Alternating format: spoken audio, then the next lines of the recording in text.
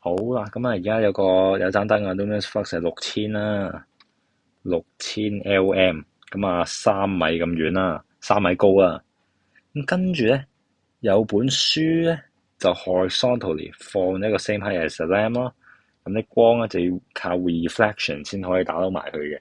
咁啊就話個 mirror 就可以 reflect 100%個 light energy 嘅。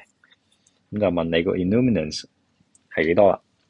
咁咧 illuminance 咧就等於你個 Lm 你個 luminous flux 啦，over 翻你個 area 再乘你個 cosine，即係我哋要揾同 normal 同發線嗰個夾角嘅。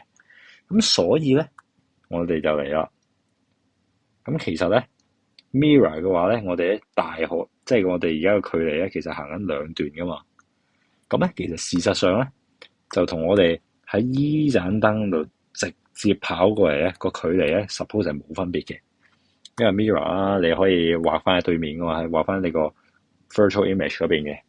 咁我哋就換個呢條問題都好好人啦，佢都俾咗條 hint 啦，就可以咁樣做啦。咁所以咧呢個咧其實咧 total height 啫，呢個就係6米啦。咁打橫呢個距離就8米啦。咁所以一條斜邊咧就係6嘅意思加8嘅意思啦，咁啊10嚟嘅。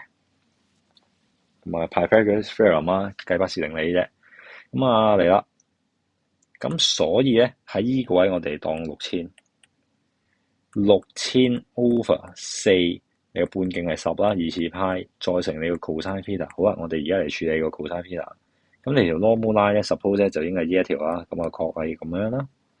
咁所以咧 cosine theta 咧就係會等於你呢條直邊除你條斜邊，所以就係6 over 10。好啊，咁啊6000 over 4。10二次派再乘6 over 10啦，咁啊撳機啊，剩低嘅嘢，